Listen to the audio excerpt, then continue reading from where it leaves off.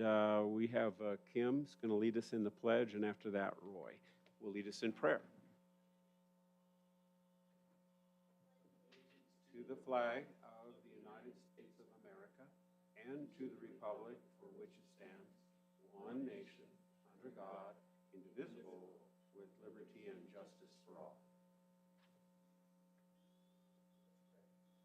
Father, we thank you for this day, for this beautiful place to live, for this beautiful earth that you provided for us. Lord, we come before you with humble hearts, as servants of the people that you've entrusted us with. And Lord, I pray for wisdom for everyone here.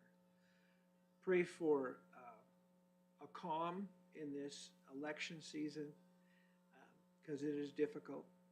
And Lord, we pray that your hand would be on our state, our county, our country, our leaders, and Lord, and those that, just people. We ask for healing for the many rifts, Lord, and we pray that people would find common ground. So we thank you again. In Jesus' name we pray. Amen.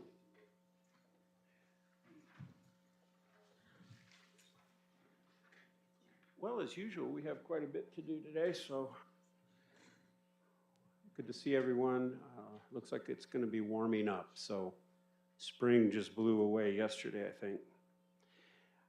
Let's start with item number 2, public hearings. We have several to do. Item 2A is information, discussion, action to adopt resolution number 24-05-07, which approves Gila County Community Development Case Number CUPP 2403-001, a request by El Caballo Club owner and Chris Carell of Pinnacle Consulting Incorporated, who is the applicant for a conditional use permit upon Gila County's Assessor's Tax Parcel Number 302-34-422E, located at 8119 West Mescalero Road in Mesa Del Payson, Arizona. We have Randy.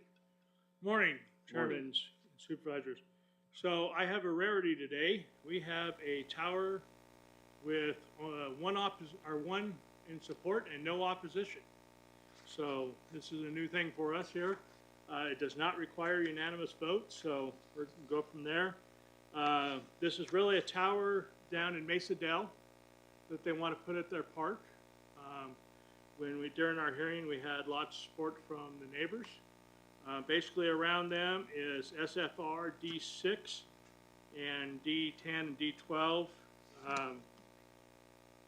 The homeowner association's in support. Again, we've received one letter in support. All the notifications was done by staff. It was put in the paper on 4:30 and 5:1 in the roundup and in the Silver Belt. And there are, if you decide to recommend approval, there are 13 conditions that we've put on here. I'll read those to you real quick. The development, operation, maintenance shall conform to the application and narrative that they provided. The maximum height is a 90-foot stealth design monopole wireless facility. The 90-foot stealth mono wireless facility must be structurally engineered. The pole must fall within the fall zone, that it affects no other buildings or property lines. Building permit shall be approved and have 1 year to get it done.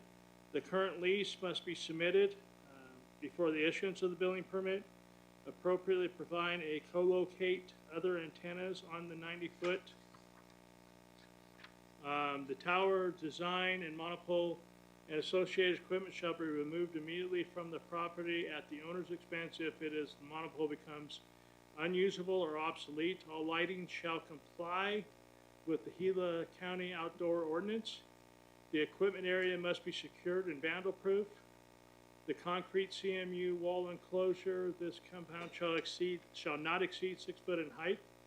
A certificate of compliance will be issued when the construction is done, and it is the responsibility of the owner and the subject property to obtain all necessary federal, state, county, and local permits that may be required, and the issuance of this CUP does not relieve the owner of any liability for failing to obtain all the required permits. Any other questions? I'll be more than happy to answer. Thank you, Randy, and I'd also like to let the other supervisors know that we do have a representative from Pinnacle Consulting here if there's questions for him.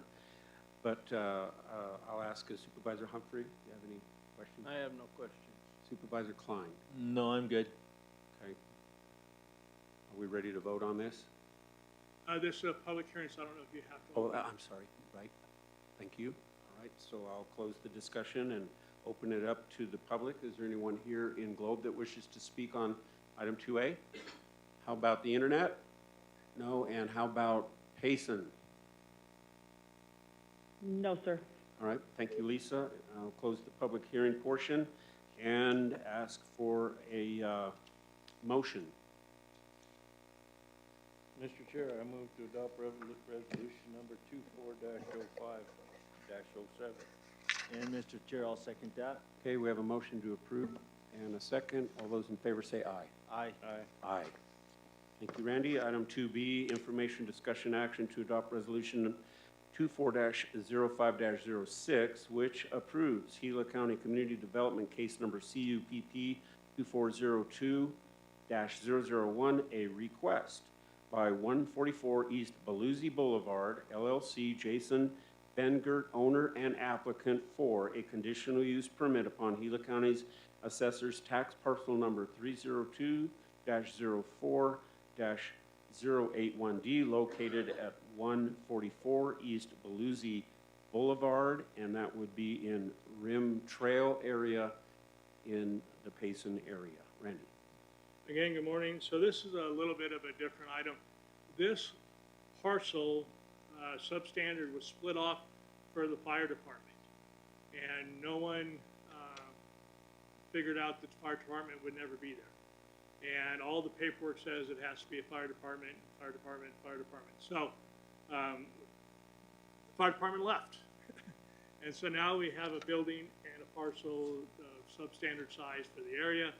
And Mr. Bengert originally went through the process to get a rezone and got approval from the commissioners, P&Z Commission, and then decided because the neighbors really didn't want it to be rezoned. In an effort to do that, came back and says, I just want to use it as a private garage.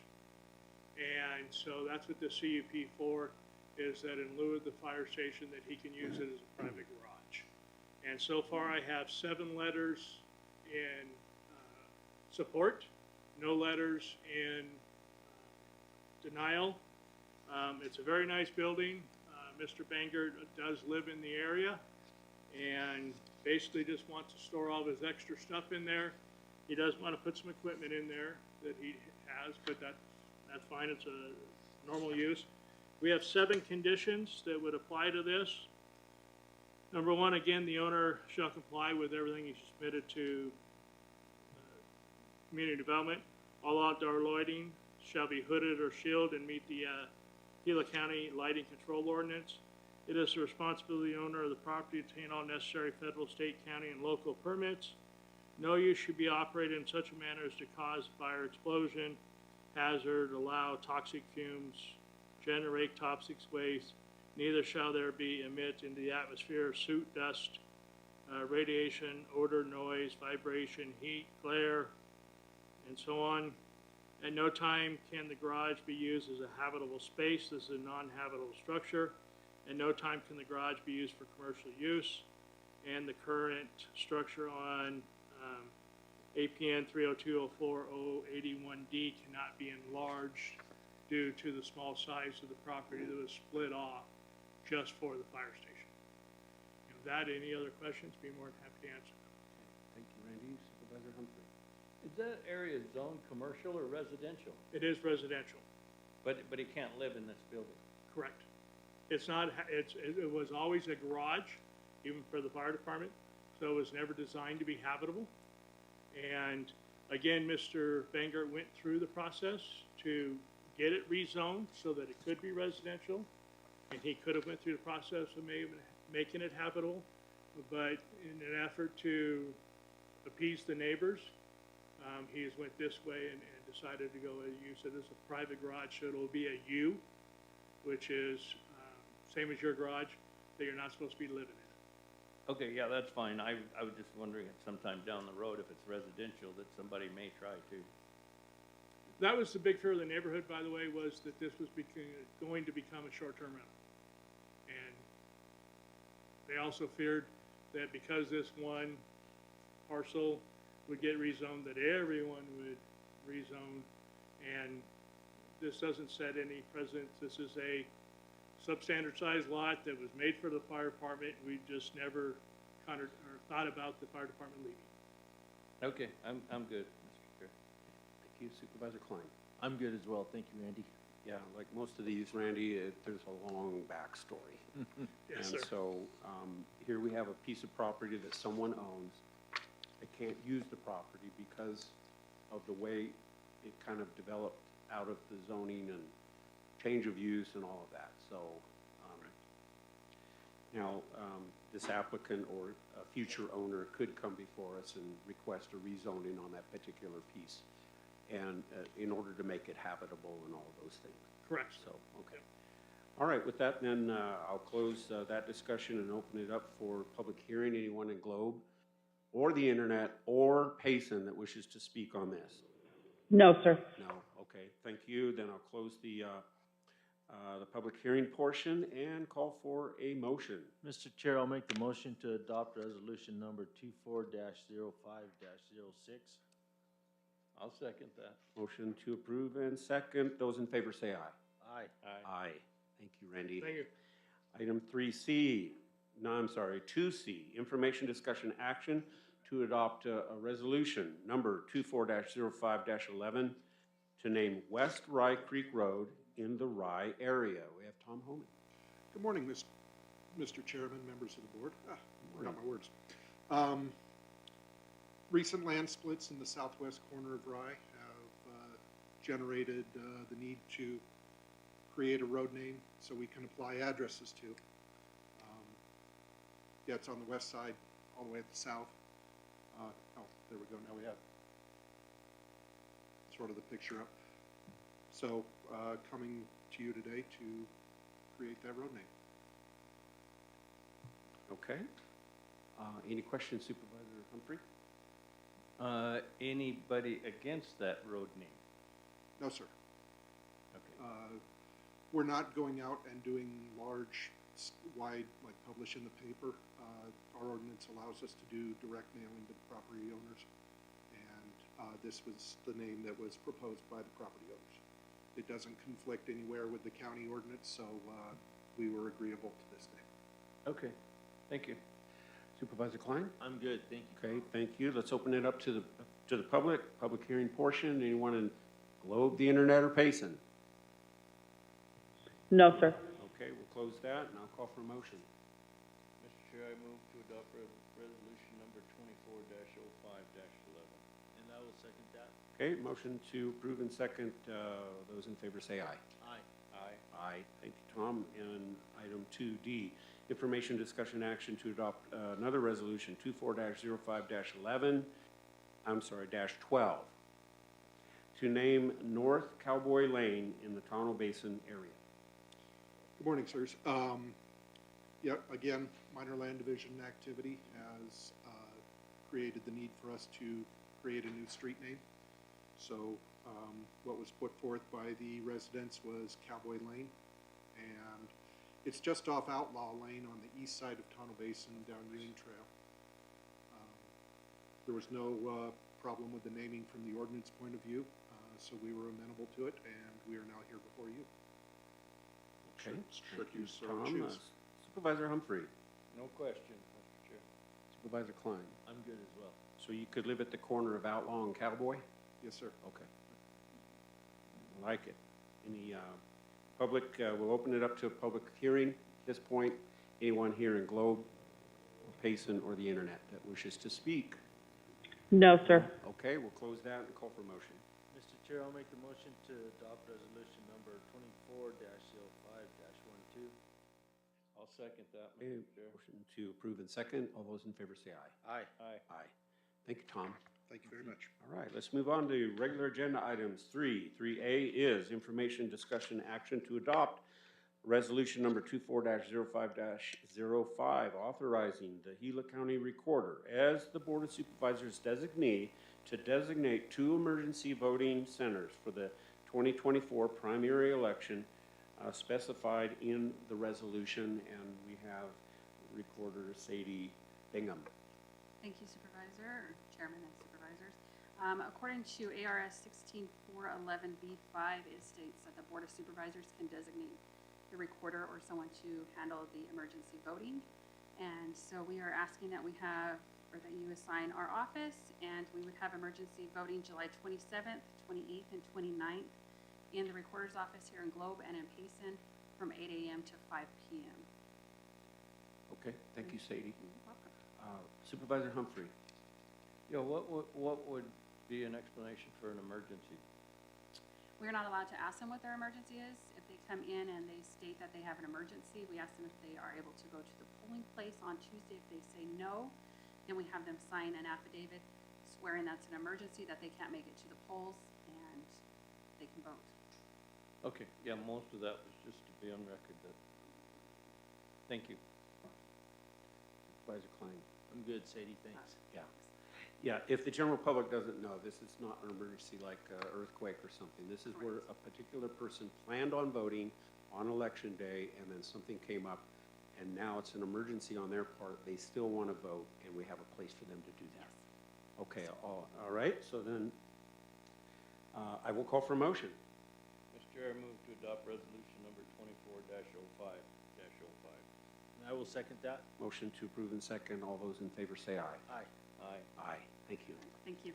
Okay, item 3B. Information, discussion, action to approve professional services contract number 040124 with Ripple Reporting LLC for an amount not to exceed $103,000 for the period of July 1, 2024 to June 30th, 2025 to provide reporting and transcribing services for the Gila County Superior Court. Good morning. Good morning, Cassie Ornelas on behalf of John Barrett. Before you this morning is a professional service contract with Ripple Reporting LLC. Last year, our longtime court reporter retired, and since then, the court's been utilizing contract court reporting services, saving the county the cost of salary and ERE for a full-time staff reporter. So before the board today is the contract for those services.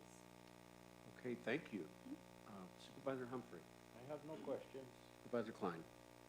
I don't think I do either. Thank you. I do have one, and Sure. that is about how much money do you think we'll save making this transition? We don't have a full year of stats on that.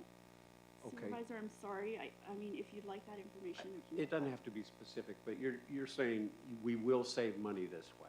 Correct. Okay.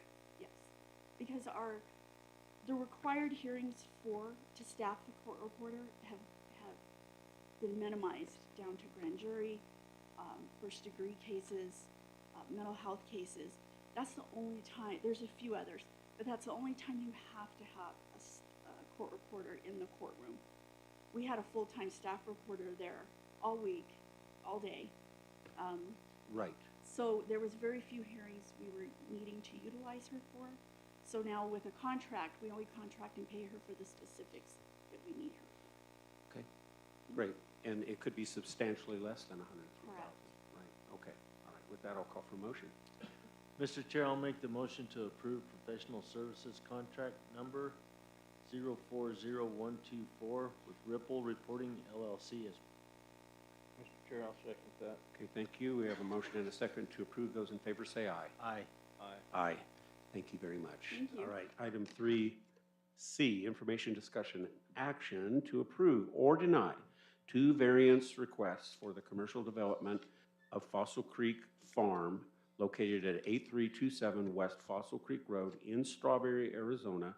And that parcel number is 301-11-047A. And we have Tom Goodman. Good morning, Mr. Chairman and board members. So we come to you today for a request to consider two driveway variances for the Fossil Creek Farm commercial development located at 8327 West Fossil Creek Road. And that is parcel 301-11-047A, and this is in Strawberry. So a little bit of background information. This is a commercial business that has requested, submitted engineered drawings and a traffic impact statement for this driveway. According to our Gila County Roadway Design Standards Manual, there's quite a few standards that have to be met in order to have a commercial driveway accessing a county road. Matter of fact, there's about 10 to 12 of them. So when they submitted, again, they had an engineer that submitted a plan, a sealed plan, and a traffic impact study for this driveway. There were two items that we would ask you to consider variances for today. So the first one is that the driveway is supposed to be 150 feet away from the nearest right-of-way intersection. In this case, the driveway is only 92 feet. So it's supposed to be 150 feet minimum, and this driveway is 92 feet. So that's the first variance request we have. The second one is that going down into the parking lot from the road, the driveway should not have a slope more than 8%. What we have at this location is, as it comes off the highway, if it comes off the road, it has a 9% slope, and then that increases to 13.7 as you go down into the parking lot. So that's all we're asking for the variances for the ingress and egress at this one location, and that's all I'm coming here to ask for. So in conclusion, Fossil Creek Farm is a commercial development in Strawberry. We are bringing to you this request for two variances for the ingress and egress driveway into that parking lot. And I'll be happy to answer any questions. Thank you, Tom. Supervisor Humphrey. Yeah, are there other issues with this commercial place other than just the entrance to it?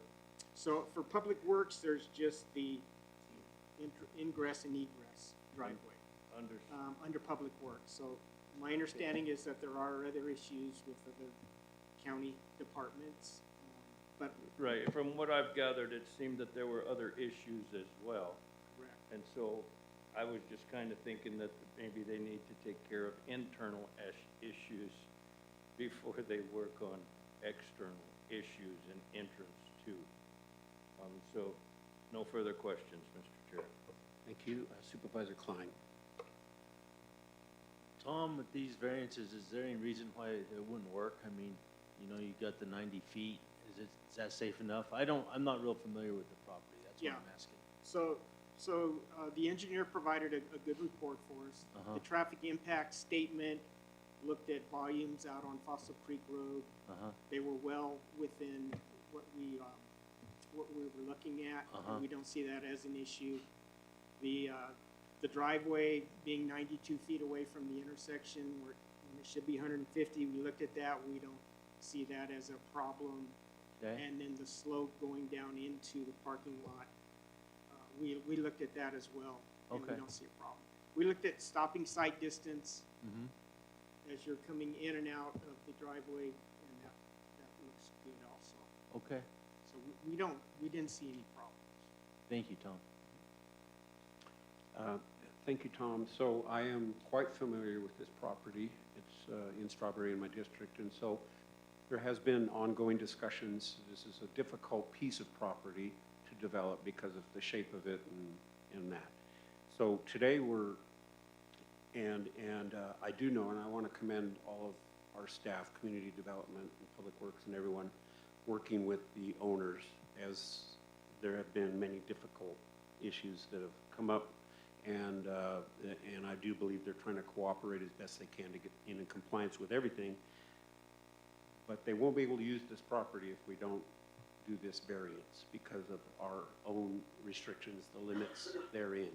Yeah, there would be We no- did receive one complaint that I'm aware of from a Mr. Jay Fuller, who lives in the area.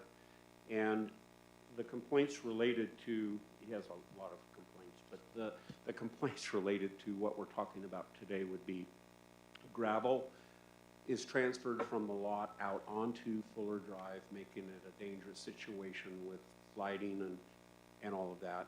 And also water runoff coming onto Fuller Drive, creating additional problems. Are those issues going to be dealt with, and are they going to be solved? They are. So in the plans that this engineer submitted, we told them we want to close traffic off from ingress and egress onto Fuller. And so they, in the plan sheet, they put a decorative fence that will prevent that from happening. So that is addressed in the plans by the engineer. And drainage? Drainage will be taken care of as well. So there will be no vehicles going onto or from Fuller. Okay. The drainage, is that, I'm not sure, is that the lower section that they're talking about? Yes, drainage so on? as it reaches further down into the creek area, Yeah. it dumps and travels onto the road rather than down alongside. So that's really a separate issue that Public Works has also been looking at. DARD, our floodplain administrator, has looked at that issue. The Perrys just submitted a report from a hydrologist, engineer, and those issues have been addressed as well. They're not part of this variance request, but those issues have also been addressed by Public Works. Great, I know there's a lot of issues, and so they need to be addressed because some claim that the Fullers are the ones that created the problem. Not Fullers, sorry, the Perrys. Yeah. Created the Perry. initial problem. I think I said and Fuller. to start with, without permits, so, okay, so today we're just talking about this variance for the ingress, egress off of, Fossil Creek Road. Okay, so are there any other questions? Yes, Mr. Chair. Yes, sir. If I may, one more question, probably for the attorney. If it doesn't meet what it's supposed to have, and we give them a variance, what's our liability if there's an accident?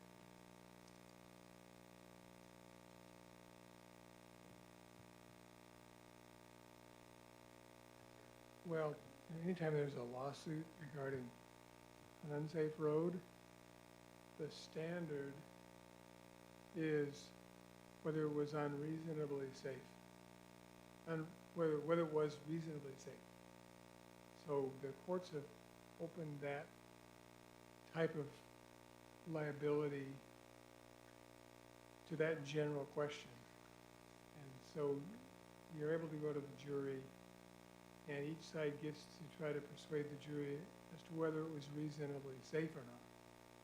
That they'll end up getting civil engineers to come in on each side to testify about whether or not that was reasonably safe, and they'll cite studies and so forth and so on. So plainly, if they open this business in violation of the county standard, that would be bad if there was a litigation, we approve that. But since they're going through the process and getting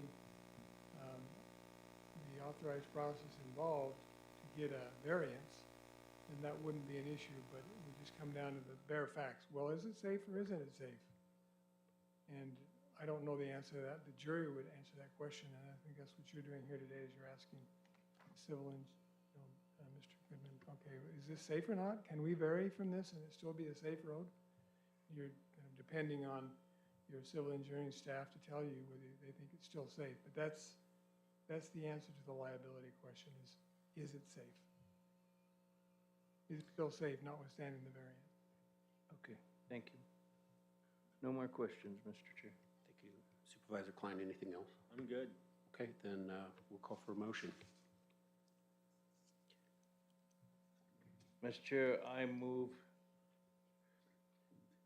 to approve two variance requests for the commercial development of Fossil Creek Farms located at 8327 West Fossil Creek Road in Strawberry, Arizona, parcel number 301-11-047A. Mr. Chair, I'll second that. Motion and a second to approve. Those in favor say aye. Aye. Aye. Those opposed? Nay. So we have a 2-1 to approve. Thank you, Tom. Thank you. Okay. And we did not need to have a unanimous vote, is that correct? Now, I haven't looked at that manual. Or maybe, Tom, you read through the manual to see if there's a requirement for unanimous vote for a variance? It didn't say unanimous. It didn't? It just Okay. said it would need board approval. Yeah, it's been a while since I read through I read parts of it and skimmed through parts of what do they call this? Traffic safety manual for the county?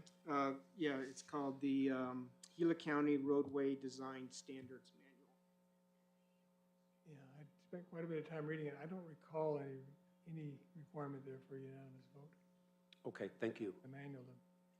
Then we'll just move right on then. Okay, Item 3D, information discussion action to adopt resolution number 24-05-10, accepting East Tonto Creek Bridge Road into the Gila County maintained roadway system as a public road. Tom? Yes, again, good morning. So this is a request to adopt resolution number 24-05-10 to accept East Tonto Creek Bridge Road into the Gila County maintained roadway system as a public road. A little bit of background. On August 18th, 2014 and December 1st, 2015, the board approved the purchase of properties needed for right-of-way for construction of the Tonto Creek Bridge. And the bridge is progressing very well. Should be done here within 3 weeks or so. And the road improvements that go along with the bridge are numerous, and that's why we're here today. So it begins at State Route 188 and follows the new bridge across the Tonto Creek to just past Desert Rose Drive on the east side of the bridge, where it merges into existing Greenback Valley Road. So our recommendation of the Public Works Director is that the Board of Supervisors accept East Tonto Creek Bridge Road into the Gila County maintained roadway system as a public road. And I'll be happy to answer any questions. Thank you, Tom. Supervisor Humphrey? I have no questions. Supervisor Klein? I'm good as well. I'm good as well. Thank you, Tom. With that, I'll ask for a motion. Mr. Chair, I'll make the motion to adopt resolution number 24-05-10. I'll second that. We have a motion and a second to approve. Those in favor say aye. Aye. Aye. Aye. Thank you, Tom. We also have item 3E, which is information discussion action to authorize the advertisement of invitation for bid number 050324 called the Gibson Ranch Road Roadway Improvement Project. Yes, again, good morning. So this is a request to advertise invitation for bids number 050324 Gibson Ranch Road Roadway Improvements Project.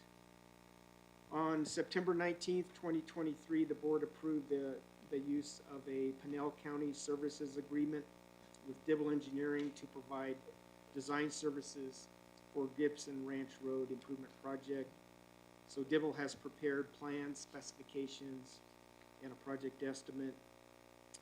Gila County maintains approximately 2.5 miles of Gibson Ranch Road, also known as Forest Service Road 412. It's a paved 2-lane rural roadway, and it's within the Tonto National Forest.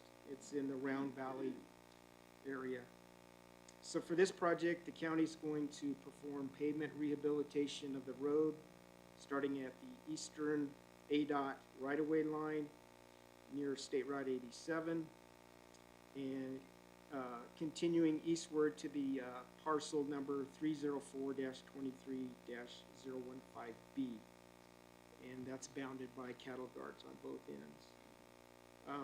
Based on this, we are recommending that the board approve us to advertise this project for construction. And I'll be happy to answer any questions. Thank you, Tom. Supervisor Humphrey? I have no questions. Mr. Klein? Tom, this will be for the full 2.5 miles? Yes, sir. Okay, and then are we chewing that pavement up and relaying it, or? So how's it it's, gonna there's various parts to this. So one section is we're going to take out the bad sections and replace them with AC and aggregate-based material. And then on the other sections, we're gonna pulverize the existing road and then we'll do a double chip on that section. Okay, thank you. Yes, thank you, Tom. I think that road needs it badly, so you're not going beyond the cattle guard. Is that, which turns to dirt, is that private or is that county? That's a good question that I'm not sure about, Okay. but I can Just- find out. Okay. All right, with that, I'll call for motion. Mr. Chair, I move to authorize the advertisement of invitation for bids number 050324. And Mr. Chair, I'll second that. Okay, motion and a second to approve. Those in favor say aye. Aye. Aye. Aye. Thank you, Tom. Thank you. Item 3F, information, discussion, action to adopt Public Works Department number policy number PWS 019, Public Works Vehicle and Equipment Technician Requirements and Progression. Good morning, Melanie. Good morning, Mr. Chairman, members of the board. We're really excited about this progression plan. Staff has worked really hard trying to obtain the best course of action for our goals for general services. And I'm excited to be a part of it as well. The proposed vehicle and equipment technician progression plan will mitigate several issues that we're experiencing in general services. Finding potential employees with a commercial driver's license has been a challenge for years, and we think this is going to help. Rural communities often have challenges obtaining and retaining confident, skilled employees. I put together a little PowerPoint because the the policy itself is pretty extensive and it has a lot of information in it. So this is going to kind of explain without going word for word what's in the policy. So here is an outline, and it's basically why we're doing things, why we're doing this, and what we're doing, and then how we're going to do it. So general services. We strive to attract and obtain quality skilled employees, and retention has been a real challenge in general services for our mechanics. This progression plan is going to solve the challenges of obtaining employees. It's going to help employees move through the progression plan and they'll ultimately be an asset to Gila County and solve that retention problem that we're experiencing. So there's 3 progression steps. And we're changing the titles of our equipment mechanics as well as how they go through the system. So we have a vehicle and equipment trainee, a vehicle and equipment technician, and then a vehicle equipment senior. And in the past, we were required, each position required a commercial driver's license. And this is going to take out that component, and you won't see the commercial driver's license until the vehicle and equipment senior. The very first one is the vehicle and equipment trainee. This is something that I think is extremely valuable, not only to the department, but Gila County as a whole, because it allows us to hire motivated individuals that really want to be a mechanic, but they don't have any experience. The only requirement is that they have a regular driver's license. So someone coming out of high school that's been in the garage with their dad working on cars, they have the potential to get a job with Gila County and then move through the system based on the requirements. So we're going through the actual job titles, and then after we do that, we'll go over the training that's involved to move from one position to the other. So the second position would be a vehicle and equipment technician, and we're able to hire qualified people as long as they have 2 years of relevant experience, and then the items listed in Module 1 that we've set up for the progression plan. Through the progression plan, they would start as a trainee. They would do Module 1 training, and then after 2 years of experience working at general services, then they would be able to promote to a vehicle and equipment technician. And the way that that works is that the manager sits down. There's a list in the policy that shows exactly what training they need. And then once those are all marked off, then they would be promoted to a vehicle and equipment technician. And our hope would be that everybody that we hire would ultimately promote to a senior. So budgetary, we would just budget for seniors, you know, year after year, hoping that each one progresses to that final step. So the same concept here, if we were to hire somebody as a vehicle and equipment senior, they would have all the requirements of training that we set up in modules 1 and 2 years of relevant experience, and then they would obtain a Class A commercial driver's license with a hazmat taker and endorsement. Anybody moving through the progression steps would have to have 2 years of experience, completed the trainings in module 2, and a commercial driver's license. Hand in hand with this, we've set up training hours. So each individual that's hired has 48 hours of paid training.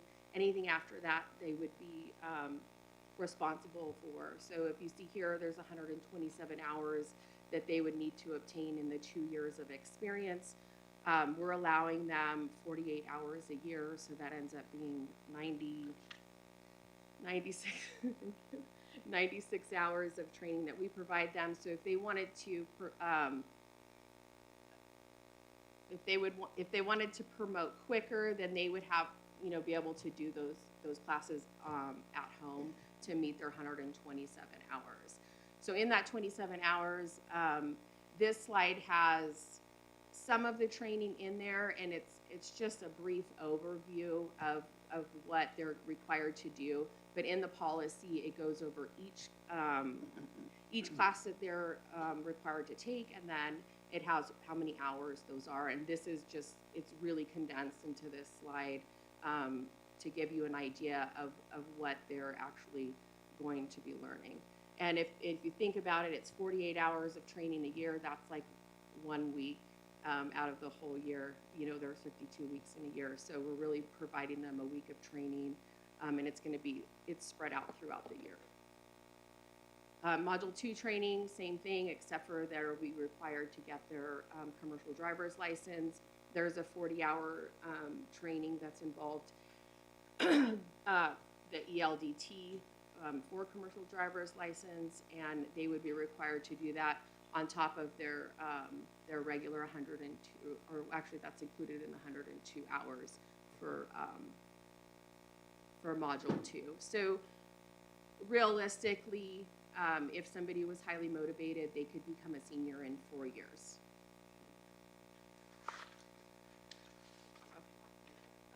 Any questions about the progression plan? Yes? Thank you, Melanie. Any questions, Supervisor Humphrey? I have no questions other than thank you. It looks like a great way to try to help train some employees for us, and to help things roll, and even employees that we hire to have some kind of expectations of them for the pay they receive. So thank you very much. It seems like it's a great thing. Supervisor Klein? Melanie, how come we don't just pay for all the hours and train them up? We're wanting quality people to go to work for us, and we're looking at basically building our own. So is there a reason why we don't just pay for those hours and not put any hours back on their shoulders? I'm sure there is a reason, and a lot of it has to do with, you know, we have work that needs to be done in the shop, and Amira wants to talk to you if you want to talk. I can help a little bit. Okay. Mostly because the idea of limited at 48 hours was mine more than anybody else's. We were looking for a program where we can train somebody to go from one level to the next in 3 years. And we feel that there is a certain amount of work that they should be doing and training at the same time. And we could hire somebody and tell them, don't do any work, we're going to train you until you're fully trained. But we thought 3 years to go from an apprentice to a technician level 1, and 3 years to go to the other level was appropriate. And that they would gain enough hands-on experience while they were training. Now, the 48 hours is paid time. They can, if they want to, on the weekends, accelerate it by doing all the online training from home if they like. Okay? And so it's limited to 48 hours on our time, and that's a rule to guide folks. Now, we really don't have a rule in the county that says that we pay folks at least 40 hours of training. but 48 hours of training, 40 hours, let's say, of training per year per person in the county. But there should be, and in the industries that I've been in, it's 1 week or 2 weeks of training that's mandatory in the places that I've worked at, other than government.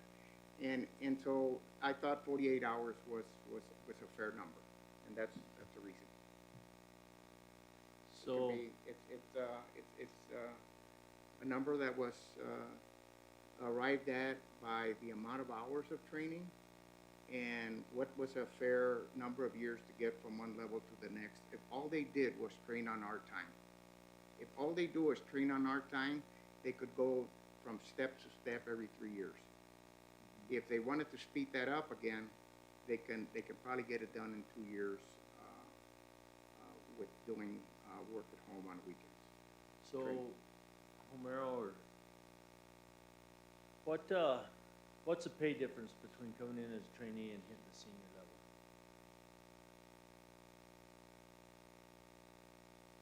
Probably no more than 2 hours an hour, I would say. $2 an hour? Yeah. So it's pretty close. Yeah. I just kind of think still I mean, when you look back in time and in history, it's different today. It's hard, and it's really hard to attract people to go to work for us, you know, and so I just think my own feeling is that if there's a way we can pay for that training, that's another huge incentive for somebody to come to work for us. And we're paying for all the training, and we're paying for their time to train as well.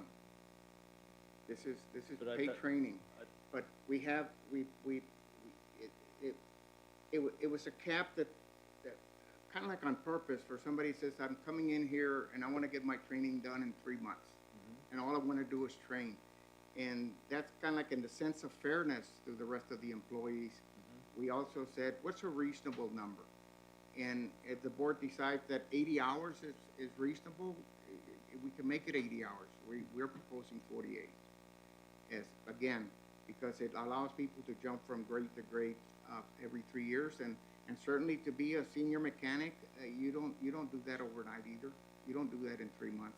There should be some amount of hands-on experience that contributes to a person from being somebody that does oil changes at home as an apprentice to now that we can say we're turning you loose, go fix this automobile without supervision. Now you're a technician level 1, and there should be some maturity associated with that. And again, all of that fit into 48 hours, and it started at 40, but we wanted to make sure that they had enough paid time to get it done in 3 years, and we settled at 48. It's partly a division, a result of a division of the number of hours required to get from one level to the next versus number of years. And again, we thought 3 years was enough time for them to mature from one level to the next. So if we have an individual that comes to us with experience, is the equivalence gonna bypass these training sessions to push them to a senior, or are they gonna still have to go through these steps and those trainings to senior levels? So together with this, job descriptions were changed, and the job descriptions require similar training. If you think you're a senior mechanic, apply for a senior technician, apply for a senior technician. And if you can show us that you've had equivalent training, you'll be hired as a senior. So the job descriptions were changed to fit into the type of training that's required for a level 1 technician and a level 2 technician. And that was part of the work that Melanie and the team, Dave LaForge and his team worked on for many hours, many weeks. So who are we trying to target here for employees? Is it the newer generation, or are we just trying to work with people across the board? Because like on our newer generation, if you look at the studies that show right now, they're only looking at 3 to 4, 5 years maybe for a job period till they move on. And so when you look at something that takes 3 years, if we try and pull in, say, a younger person, they might not even be with us long enough in 3 years to get through this. So, I mean, it's a hard fit, don't get me wrong. But we're in some pretty tough times when it comes to finding employees. And so I think these questions need to be asked. And you know, there's older folks that are looking for jobs, but they don't have CDLs.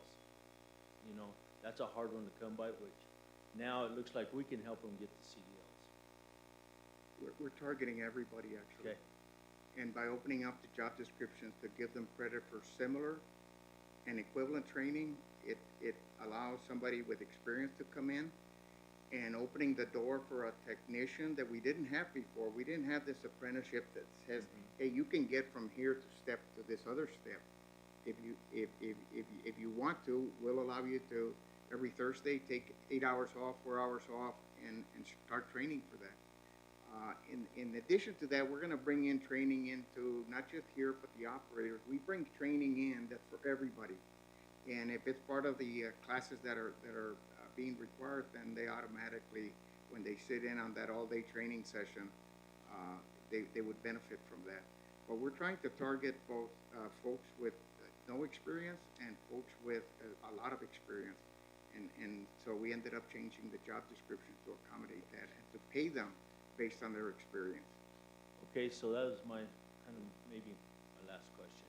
When you changed the PDs, the job descriptions, did it move the wage any at all, or it kind of still stayed the For same? seniors, it moved the seniors up.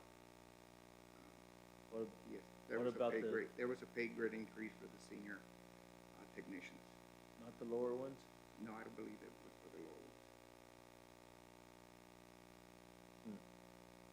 ones. Don't get me wrong, I'm asking these questions, but I really like the training part of it and all of that, so. One of the things that we learned, when we did the progression for operators, the board approved progression for operators, and we forgot one part. And one part was, what about the folks, and you actually asked the question, what about the folks that are here? And my response was inadequate at the time. And we actually discovered that there were folks that we should have grandfathered, that were ready to go to senior and had done everything, but not met the new requirement. They would have met the old requirements, we just didn't have vacancies. One of the allowances that we're making here is we have prepared a test, and it's an in-house test that we prepared. We checked that, we've had a senior technician take the test, and we're gonna offer that test to all of the employees that are here. And if they pass that test, I think we said 70% correct questions on that test, then they would move to senior. They would be automatically grandfathered to senior once the board approves this progression plan. And so what I'd like to tell folks is, this is a step forward. We're going to make improvements to this as time goes on. We're going to learn and we're going to make improvements. There's no doubt we'll be coming back to the board a year, 18 months from now and say, we'd like to tweak this. And again, Melanie hit upon one of the things that I think about often is, in us removing the CDL requirements, even for the operators, we have some operators that we're getting ready to come to the board and do a little celebration in the form of a work session that says, here's the outcome, not of having allowed people to come in without a CDL, but that had heavy equipment experience. Now they're CDL qualified and working for the county. And similar idea here is, why did we need someone with a CDL to fix an automobile? Okay. And actually, you beg the question, why do we need somebody with a CDL for a senior technician? And there's an answer. We sometimes send them out on a truck to go make a repair. and those trucks carry fluids and things like that, and we thought it was at this time appropriate to require a commercial driver's license for the senior technician. So yes, this is a step. This is the first step. We think it's a very good plan. We know that there's going to be improvements in the future, and actually, you can offer a suggestion for an improvement today. I haven't had enough time to think about it, so. Okay. Thank you for working and putting this together, though. I agree with you. We're headed in the right direction. It's just, are we covering all of our bases? Thank you. Thank you. Supervisor Humphrey, anything you'd like to add to that? No? I'm good, thank you. Okay. I appreciate, thank you, Melanie, thank you, Homero, for putting this forward. Every time something gets put in place, there's always a period of time that might require tweaking or something like that. So With that, I will call for a motion on item 3F. Mr. Chair, I'll make the motion to adopt Public Works Department Policy Number PWS 019. Mr. Chair, I'll second that. Motion to approve and second. Those in favor say aye. Aye. Aye. Aye. Thank you, Melanie. Item 3G, information discussion action to adopt Public Works Department Policy Number PWS-020, the progression training pay. So this one piggybacks off of what we just talked about, and it outlines the 48 hours that they would be paid, and that includes off-site and on-site training. And the bullet point on the bottom, it gives the employee the opportunity to accelerate their training by training at home, but anything in excess of 48 hours would not be compensated by Gila County. That's it in a nutshell. Okay, so this is just an added item to consider then. Supervisor Humphrey. I have no question. Supervisor Klein. I think I asked all my questions to begin with, but I really am, I want to see how this hour thing works out. So, Okay. Thank you.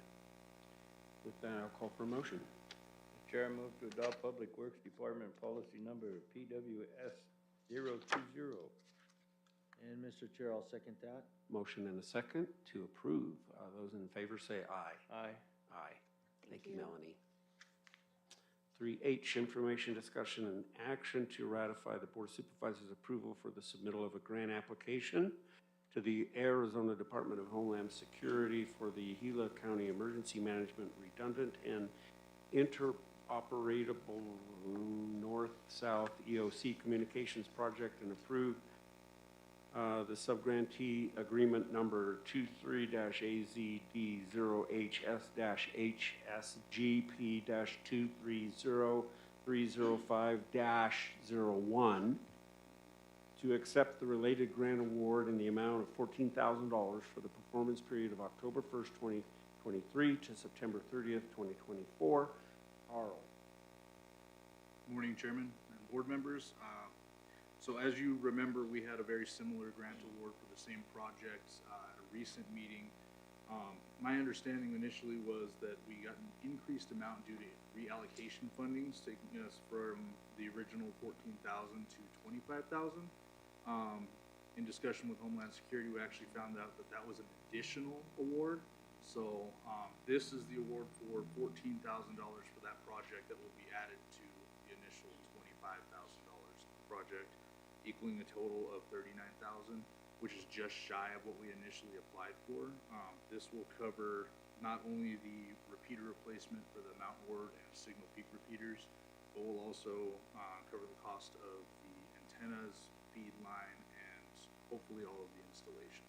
So EM is prepared to front the rest of the cost if there is any installation cost. This should be enough to cover that. This will be replacing the at least 15-year-old equipment that's on the mountaintops right now, holding us over for for the foreseeable future. Thank you, Carl. Supervisor Humphrey. No questions. Supervisor Klein. I'm good. Thanks, Carl. Yeah, thank you, Carl. With that, I'll ask for a motion. Okay, here we go. Make the motion to ratify the Board of Supervisors' approval for the submittal of a grant application to the Arizona Department of Homeland Security, AZDOHS, for the Gila County Emergency Management Redundant and Interoperable North-South EOC Communications Project, and approve AZDOHS subgrantee agreement number 23-AZDOHS-HSGP-230305-01 to accept the related grant award as presented. Mr. Chair, I'll second that. We have a motion and a second to approve all of that. And all those in favor say aye. Aye. Aye. Thank you, Carl. What is it with you, Carl, and these long numbers? Item 3I, information, discussion, action to approve amendment number 1 to an intergovernmental agreement contract number IGA 2021-081 with the Arizona Department of Health Services to add a one-time line item in the price sheet for the dental equipment repair in the amount of $1,386.21 for the Gila County Oral Health Cavity-Free Program. We have Josh. Hey, good morning, Chairman, Supervisors. So I've presented before on some of the things we're doing with oral health in the county. We're still doing our best to just always find grants and little pots of money we can so that we don't ever have to ask for any general fund money. So we received a bunch of dental equipment from Arizona Department of Health Services to do a lot of these programs that we do. And we realized that that equipment now needs to be maintained and kept in good condition. And so we argued with them to have them throw some extra money in every year to actually maintain the equipment that they're letting us use while we're doing these cavity programs. So, and that's what this is for, was just the extra cost of maintaining the equipment that we have that they're letting us use. Thank you, Josh. Supervisor Humphrey. I think that's great that program's working, and now we have funds to, or reaching for funds to do the maintenance. Thank you, Josh. Supervisor Klein. Thank you, Josh. Thank you. And with that, I'll call for motion. Mr. Chair, I move to approve amendment number 1, Arizona Department of Health Services Intergovernmental Agreement Contract number IGA 2021-081 as presented. I'll second that. Okay, we have a motion to approve in a second. All those in favor say aye. Aye. Aye. Aye. Thank you. Next will be item 3J, information discussion action to approve an intergovernmental agreement contract CTR 070140 with the Arizona Department of Health Services in the amount of $80,000 for the overdose data to action in states grant for the period of January 1, 2024 through December 31, 2029. Kaylee, good morning. Good morning, Mr. Chairman, members of the board. This is a program that we've done in years past. This is just a new contract for that program, funded at $80,000 per year with no match requirement from the county. And as you can see, we have seen a trend in decreased overdose deaths that we think we could attribute to this wonderful program. We spend a lot of time doing community outreach, education, and then distributing naloxone to reverse overdoses. So it's a great program, and the data shows it seems to be working. So I'm happy to answer any questions. Thank you, Kaylee. Supervisor Humphrey. I have no question. Supervisor Klein. Kaylee, is this the same amount of money we've received in the past? I believe it's gone down recently. Oh, it has? Yeah. Okay, thank you. And Kaylee, so you said it's helping, and how significant is that help? Do you have any stats at all? Is it a percentage better? Yeah, so in 2021 we had 81 total overdoses. That's non-fatal and fatal. 2022 we had 48, and then in 2023 we had 36. So it is certainly trending downward.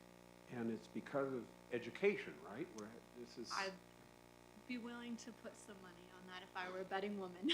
Yes, okay. Great. Well, sounds great. We certainly need that. So with that, I'll call for a motion.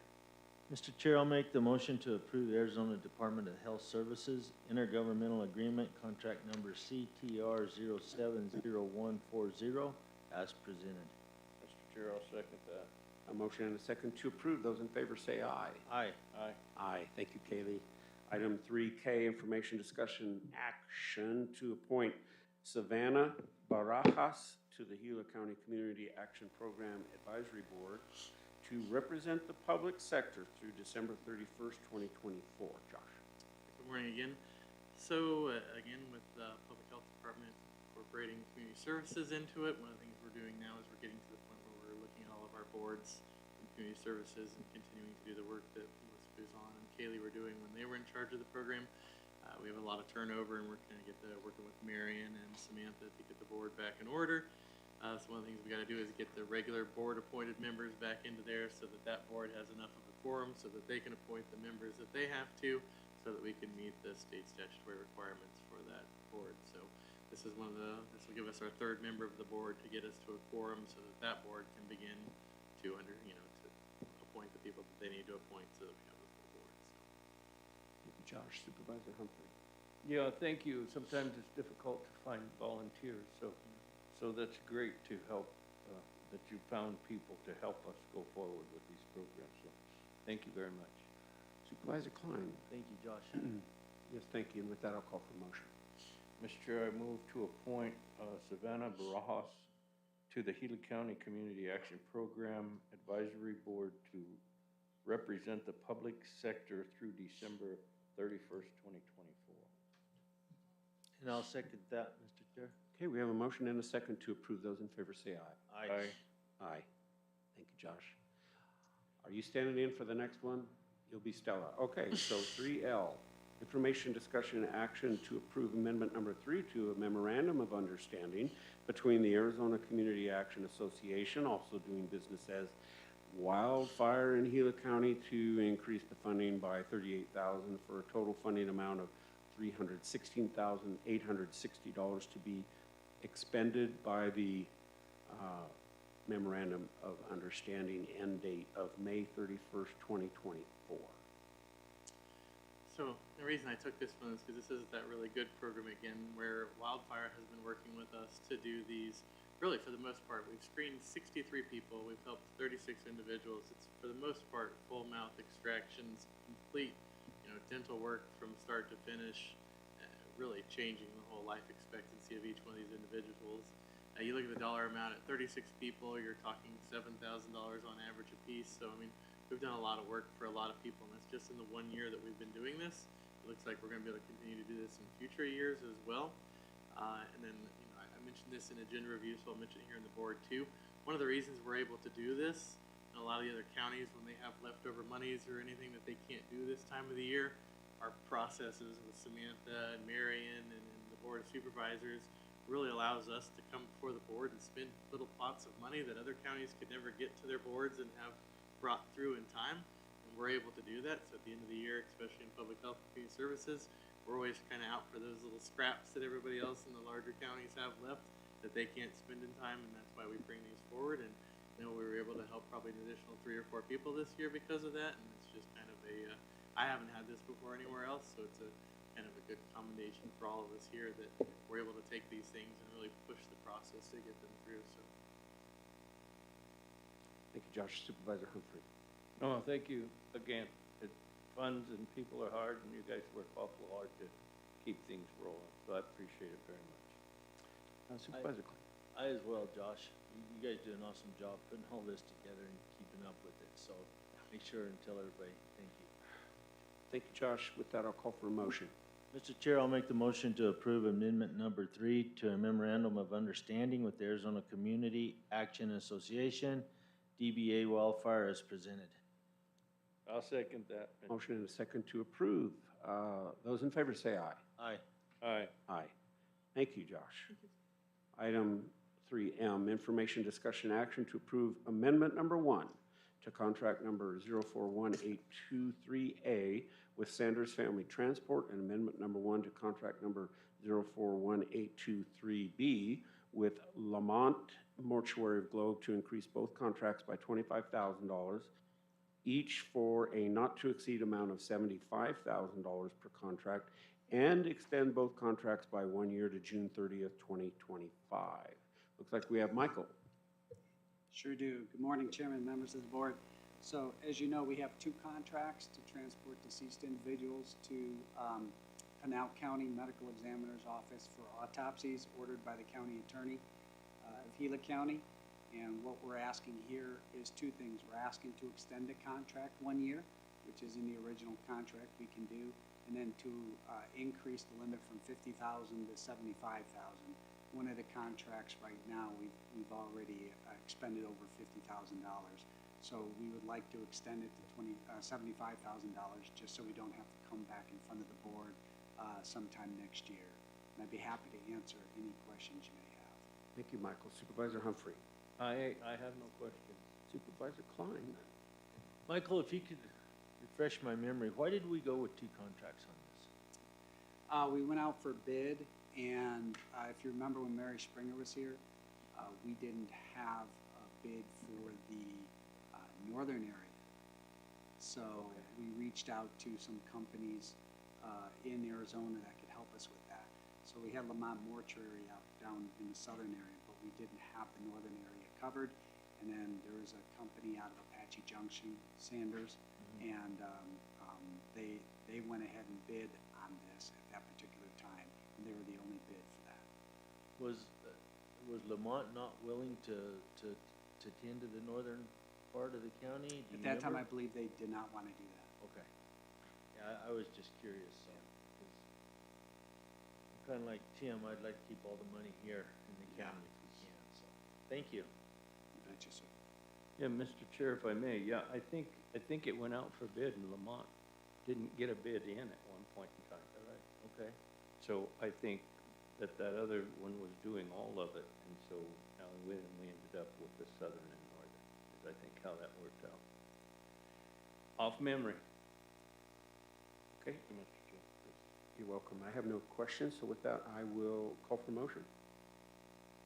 Mr. Chair, I move to approve amendment number 1 to contract number 041823A with Sanders Family Transport and amend number 1 to contract number 041823B with Lamont Mortuary of Globe as presented. Mr. Chair, I'll second that. Motion and a second to approve. Those in favor say aye. Aye. Aye. Thank you, Michael. Item 3N, information, discussion, action to approve economic development agreement number 04032024 with the Tono Basin Chamber of Commerce in the amount of $5,000, which the board has determined to be for the benefit of the public. Mr. Humphrey. Yeah, what this is I believe we used to give money to the Globe Chamber of Commerce, which dispersed it out, and to Tono, and I believe that they quit receiving their funds, and so we now have Mr. Jeff Daniels, who is president of the Chamber of Commerce in Tono now. For now. Yes, and so anyway, you know, he was asking, where's our funding? And I said, well, we can work on getting you that funding, but you may need to do a presentation. And so here is Tono Basin to do the presentation with what you do with money that we give you. Okay, I can do that. Good morning, Supervisor, or Chairman Christensen, and Supervisor Klein and Humphries. I believe we met at Brownsville at the Ag Days there, with Lori Brown. And I see you every month. I was there the day before. Anyway, presently, I'm Jeff Daniels. I'm presently president of the Tono Basin Chamber of Commerce. I came in about a year ago, and after a few meetings, they said they need a president, and do you want to do it? And I said, sure. You need something.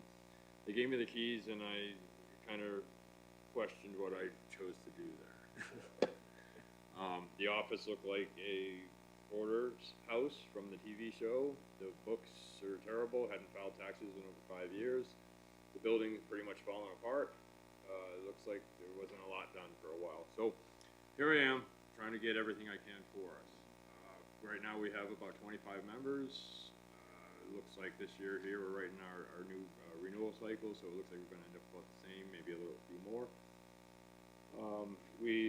Our building has highway frontage. We use it as a rental building and for our meetings and stuff. In fact, Supervisor Humphrey uses it for his town hall. The county uses it for their elections. You know, when we have elections, we have ladies exercise groups, cards. We have a weekly cowboy church that uses the building on a regular basis.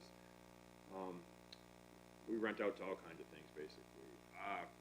As far as involvement, we're looking now, I'm trying to get us more involved in the community because the community has seen the chamber inactive for quite a long time. So we have a banner that runs across the highway. That was shredded. I got that replaced. Our flag was shredded. Got that replaced. When you turned on our heating or air conditioning system, the fiberglass from the rats that had gotten into the ventilation system would blow out, and we'd have confetti floating around. So I crawled under and chased the rats out and fixed all the little holes and got them so they're not coming back. Took care of that. There's been quite a bit to get to the building to the point I've got.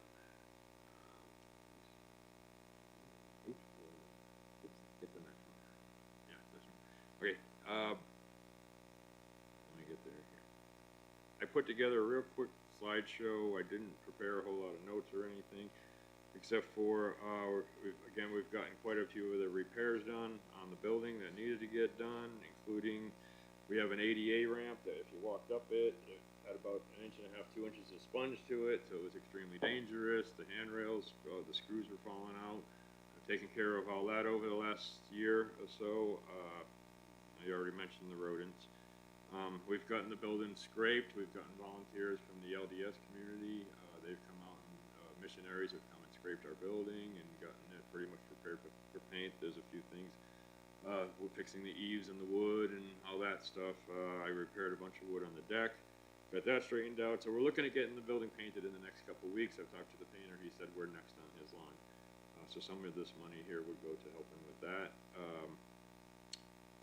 And new locks on the doors and little things like that I'm taking care of. We, as a chamber, we participate in pretty much every event that happens in Tonto Basin, including what we did Wild West Days over at Cactus Flats, which is an event where they have a poker run, live auctions, silent auctions, entertainment, all that kind of stuff. We do the Veterans Day Parade. We participate in that, and the Trunk or Treat Carnival, which raised this year here, actually, I believe it hit a record of over $23,000 we took in for that. The Wild West Days, I believe we also hit a record, and that is fully sponsored by the chamber. We had $5,000 we took in for that. And the $23,000 wasn't for theirs, that was for the school, and the $5,000 we gave $1,500 or so of that to the fire department. And that's what we regularly do when the chamber takes in money through the events. We disperse it to the community, to get it to everybody. When I came on, we had a flyer with our information and our phone number, and the phone number went nowhere. So I set up a phone system through GoDaddy. It's Freedom Voice, and it's $10 a month, and it has voice messaging, texting, I mean, everything to it. It's a great system, so I set that up for us. We now have open communication, so if someone dials our phone number, they can hit extension 1 and get my cell phone. This rings, which is great. We have actual communications now.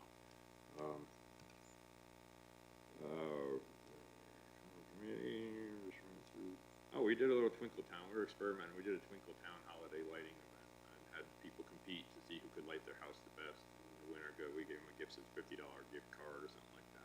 It was a good community event that we set up.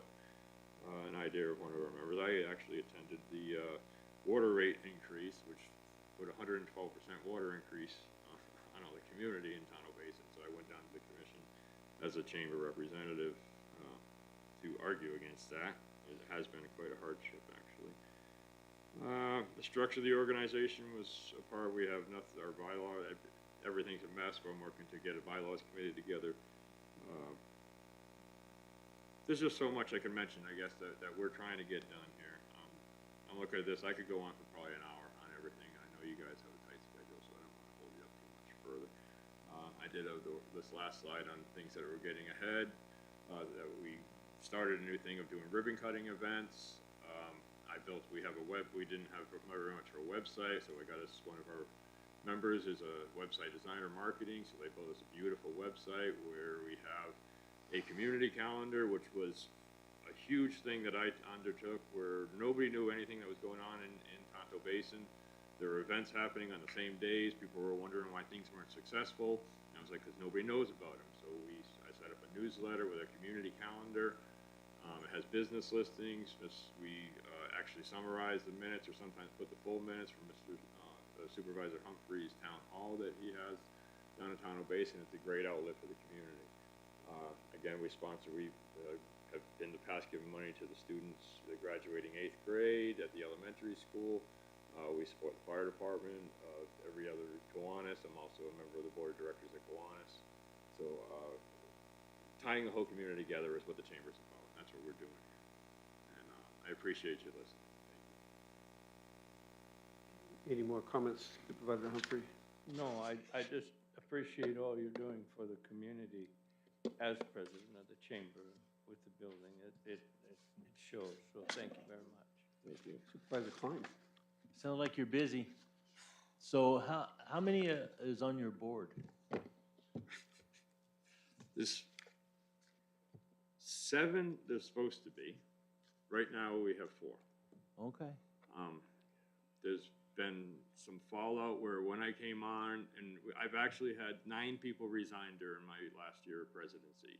And a lot of people are using that against me, and I actually am taking it as a check mark, because this chamber needed restart, rebuilding, ground up, everything. And if if you're not on board, move on down the road, and I'm sorry, that's how I feel. Okay, well, thank you. And right now, yeah, we're shy of treasurer and secretary, so if you know of anybody in that area. I know. Okay, thank you, Mr. Daniels. I have a question for Michael on this, though. I thought that we funded 3 chambers of commerce in Gila County, this one included. Am I mistaken? That is correct, sir. We do. Each year we do fund the Chambers of Commerce. As far as the numbers that go, I'd have to get back with you after discussing with our finance director. So, yes, before we get to the next budget year, I've requested that we have some kind of a work session regarding funding for the Northern Gila County Fair, the rodeo, things that don't seem to have a permanent funding, and I think we should discuss the Chambers of Commerce as well in that discussion, so. I'll go ahead and set that work session, most likely in July, sir. Okay, thank you very much. And is there anything else? No, I'm good. Okay, with that, then I will call for a motion. Mr. Chair, I'll make the motion to approve Economic Development Agreement number 04032024 with the Tunnel Basin Chamber of Commerce, which the board has determined to be for the benefit of the public. Mr. Chair, I'll second that. We have a motion and a second to approve. All those in favor say aye. Aye. Aye. Aye. Thank you, Mr. Daniels. Thank you for your time. Okay. Have a good day. Thank you. All right, last item on regular agenda, item 3O, information discussion action to approve economic development agreement number 040224 with Pine Strawberry Fire District Incorporated in the amount of $8,500 for the purchase of mass casualty equipment and training for fire districts throughout Gila County, which the board has determined to be for the benefit of the public. This is money I'm offering from my constituents' funds. And with us today, we have Joel Brandt. He is the fire chief of the Pine Strawberry Fire District. I'll let him discuss what the purchase will include and what the impact will be for Gila County. Thank you, Joel. Thank you, Supervisor Christensen and members of the board for allowing me to come and talk to you guys today. The request is based around mass casualty equipment. We're looking to put kits in every fire truck within Gila County, as well as training equipment for stop the bleed training. It's been a proven fact that basic life support, bleeding care, proper application of a tourniquet, proper wound packing or wound care saves more lives than advanced life support. Currently, we don't have kits like these on the fire trucks that are able to treat more than 4 or 5 patients. So what we're looking to do is put these kits on all the fire trucks to where if there was a mass casualty incident, whether it be act of violence, natural disaster, motor vehicle collision, we have the required basic life support equipment to treat more than 5 to 10 patients in one swoop. So the request is for kits that will be able to treat multiple patients, as well as stop the bleed training equipment that will be available to all members of the Gila County. Okay, thank you, Chief. Supervisor Humphrey. No questions. Supervisor Klein. So Joel, this in here says training for the fire districts throughout Gila County. Is that in addition to the kits, or how are you gonna do that? No, so it is for the equipment to put on the training. All the fire districts within our areas have stop the bleed training instructors, so they can use this equipment to put on classes within their area, whether it be to the school, whether it be to the library, whether it just be to the general public. Okay. But it is for the equipment, because the equipment's pretty pricey when you get into the wound packing stuff, the tourniquets. All that stuff for the training is actually fairly significantly expensive. So how far is $8,500 gonna go for you? So it's gonna get us the kits, and it's gonna get us enough equipment to start the courses. there's gonna have to share some of the equipment when it comes to the courses, but we will have enough to put on multiple classes. Okay, thank you. Okay, and I don't have any questions, so with that, I'll call for a motion. Mr. Chair, I move to approve economic development grant number 040224 with Prime Strawberry Fire Department Incorporated, which your board has determined to be for the benefit of the public. And I'll second that. Motion and a second to approve. Those in favor say aye. Aye. Aye. Aye. Thank you, Joel. Thank you, members of the board. Consent agenda items, we have items 4A through H. Supervisor Humphrey, would you like to Nothing I care to take off? discuss Okay. individually. Supervisor Klein? I just had one question on D, and that was the approval to appoint the following Republican Party precinct committeeman in Gila County, Beverly Miller. Is that an appointee of yours, Mr. Chair? No, that appointment likely came from the Republican Party. Okay. Okay, thank you. Okay. Anything else there? Okay, then I will call for a motion to approve consent agenda items 4A through H. So moved, Mr. Chair. I'll second that. We have a motion and a second for approving the consent agenda items. All those in favor say aye. Aye. Aye. Aye. Thank you. Call to the public, item 5. Anyone here in Globe? Anyone on the internet? Anyone in Payson? Doesn't look like it. Okay, so we'll forego that to item 6. Let's go to the county manager's report. Great. Thank you, Chairman, members of the board. Just want to remind everybody next week at the special meeting next Tuesday, we have quite a few work session items that are going to be interesting. We're going to have the Northeastern Arizona Workforce Development Board President here, and we're also going to have the Eastern Arizona College Small Business Development Center to discuss what services they provide the residents of Gila County. So that's going to be an interesting discussion. We're also going to do an update to the board on capital projects and public works projects. So hopefully by next week, we'll get you up to speed on those, what we're building in Gila County and what public works is going to be planning on doing in the future. And then finally, we're going to have Mayor and our finance director go over with the board the local area and tribal consistency funds. That's LATCF. That's how we know it by. So we're going to present how much of those funds we have remaining and ask the board for some direction in how to expend the remaining funds. So, and that's all I have. Okay, thank you. Supervisor Humphrey. I was a guest speaker at the Tiny's in Payson on the 14th. I met with staff, board members, and volunteers at the Pinal Little League field on the 15th to go over maintenance, repairs, and just the overall working of the Little League field. I pay for the electrical and things there, and we work a lot with the Little League field. The property belongs to the mines, but we're keeping that up for the Little League field. I was on KQSS radio on the 13th, and I held a Roosevelt community meeting on the 13th. And that's about all for me. Thank you. Supervisor Klein.